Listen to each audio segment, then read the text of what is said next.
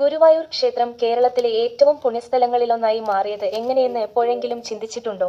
ഇതെല്ലാം ആരംഭിക്കുന്നത് ഭഗവാൻ കൃഷ്ണന്റെ രാജ്യമായ ദ്വാരകയുടെ അവസാനത്തോടെയാണ്. ഒരു വലിയ വെള്ളപ്പൊക്കത്തിൽ നഗരം നശിപ്പിക്കപ്പെടാൻ പോകുമ്പോൾ ഭഗവാൻ കൃഷ്ണൻ തന്റെ ഭക്തനായ ഉദ്ധവനോട് തന്റെ വിശുദ്ധ വിഗ്രഹം, ശംഖ്, ചക്രം, താമര, ഗദ എന്നിവ പിടിച്ച് വിഷ്ണുവായി കൃഷ്ണന്റെ അപൂർവ രൂപം രക്ഷിക്കാൻ ആവശ്യപ്പെട്ടു. ദേവന്മാരുടെ ഗുരുവായ ഗുരുവിന്റെയും വായുവിന്റെയും സഹായത്തോടെ ഉദ്ധവൻ തെക്കോട്ട് യാത്ര ചെയ്തു വിഗ്രഹം സ്ഥാപിക്കാൻ ശുദ്ധവും ദിവ്യവുമായ ഒരു ഭൂമി തേടി. അവർ കേരളത്തിലെ ഒരു ശാന്തമായ വനത്തിലെത്തി. അവിടെ ആ സ്ഥലത്ത് ധ്യാനത്തിലായിരുന്ന ശിവനും പാർവതിയും അവരെ സ്വാഗതം ചെയ്തു.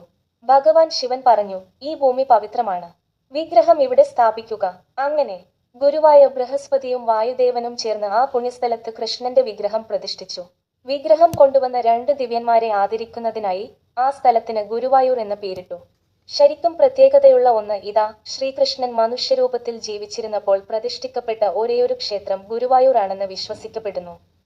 അതുകൊണ്ടാണ് ഇതിനെ ഭൂലോക വൈകുണ്ഠം, ഭൂമിയിലെ സ്വർഗം, ഭഗവാൻ നേരിട്ട് അനുഗ്രഹിച്ച സ്ഥലം എന്ന് വിളിക്കുന്നത്. ഇന്ന് ദക്ഷിണേന്ത്യയിൽ ഏറ്റവും കൂടുതൽ ആളുകൾ സന്ദർശിക്കുന്ന ക്ഷേത്രങ്ങളിൽ ഒന്നാണ് ഗുരുവായൂർ ക്ഷേത്രം. അത്ഭുതങ്ങൾക്കും അനുഗ്രഹങ്ങൾക്കും ദിവ്യ സംരക്ഷണത്തിനും പേരുകേട്ട ഗുരുവായൂരപ്പനെ പ്രാർത്ഥിക്കാൻ ആയിരക്കണക്കിന് ആളുകൾ ദിവസവും വരുന്നു. ഗാംഭീര്യമുള്ള ആനകളുടെയും പ്രത്യേകിച്ച് ഇതിഹാസ ഗുരുവായൂർ കേശവന്റെയും ആവാസ കേന്ദ്രമാണിത്.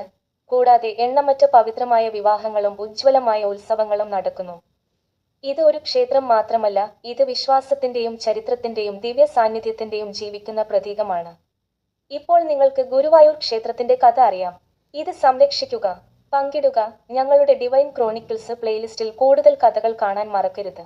പവിത്രമായ ഇതിഹാസങ്ങളിലേക്കുള്ള യാത്ര തുടരട്ടെ.